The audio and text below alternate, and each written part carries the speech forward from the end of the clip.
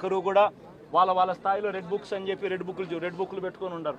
చంద్రబాబు నాయుడు స్థాయిలో చంద్రబాబు నాయుడు ఒక red book, Lokesh స్థాయిలో లోకేష్ ఒక రెడ్ బుక్, ఎమ్మెల్యే స్థాయిలో ఎమ్మెల్యే ఒక రెడ్ బుక్, మండల స్థాయిలో మండల నాయకుడు ఒక రెడ్ బుక్, గ్రామ స్థాయిలో గ్రామంలో ఇంకో రెడ్ బుక్, గ్రామ స్థాయిలో ఇంకో నాయకుడు గ్రామ స్థాయిలో ఇంకో రెడ్ బుక్లలో పెట్టుకొని ఏం చేస్తూ ఉన్నారు? అతి దారుణంగా అన్యాయంగా ఆస్తులు ధ్వంసం చేస్తూ ఉన్నారు. రాష్ట్రం మొత్తం దాన్ని చూస్తూ ఉంది, కానీ ఎవడు మాట్లాడడం లేరు. దొంగ కేసులు పెడతా ఉన్నారు, పోలీసులు ప్రేక్షక పాత్ర పోషిస్తూ ఉన్నారు. దొంగ కేసులు పెడతా ఉన్నారు, వాళ్ళే కొడతారు, మన ఇటువైపున కేసులు పెడతా ఉన్నారు. రాష్ట్రం మొత్తం ఇది చూస్తూ ఉంది. చీని చెట్లు నరికేస్తూ ఉన్నారు, ఆస్తులు ధ్వంసం చేస్తూ ఉన్నారు, కనిపిస్తూ ఉంది. ఎమ్మెల్యేలు ఏకంగా జేసీబీల మీద పొక్లేన్ల మీద ఎమ్మెల్యేలు స్వయంగా తిష్టేసి ఏకంగా పోయి బిల్డింగులు పగలగొట్టే కార్యక్రమాలు చేస్తూ ఉన్నారు.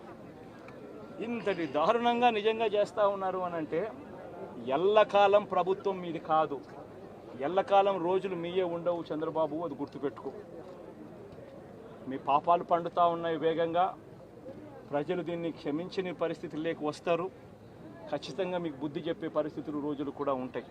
చేతనైతే మంచి చేయండి, మంచి చేసి ప్రజల మనసులు గెలుచుకుని ఓట్లు ప్రజల మనసుల్లో స్థిరస్థాయిగా నిలబడే కార్యక్రమం చేయండి. కానీ తప్పుడు రాజకీయాలు ఈ మాదిరిగా నువ్వు ఒక్కరివే చేస్తావు అనుకుంటా ఉన్నావు. ఇదే మాదిరిగా కొనసాగితే రాష్ట్రంలో ఒక తప్పుడు సాంప్రదాయానికి నువ్వు నాంది పలుకుతా ఉన్నావు. నువ్వు వేసే ఈ బీజం, నువ్వు వేసే ఈ తప్పుడు సాంప్రదాయం, రేపొద్దున నువ్వు వేసే ఈ బీజం చెట్టు అవుతుంది. రేపొద్దున నువ్వు ఏదైతే ఇత్తుతావో అదే పండుతుంది.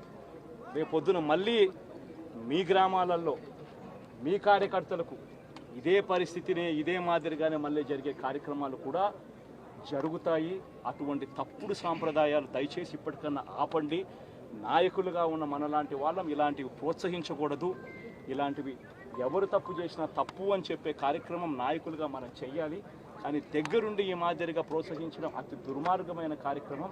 దయచేసి దీనికి ఫుల్ స్టాప్ పెట్టే కార్యక్రమం ఖచ్చితంగా చెయ్యండి చంద్రబాబు అని చెప్పి సందర్భంగా మరొక్కసారి చంద్రబాబును ఈసారి హెచ్చరిస్తున్నామని కూడా చెప్తా ఉన్నాం. ఈసారి కోరడం లేదు, హెచ్చరిస్తున్నామని కూడా చెప్తా ఉన్నాం.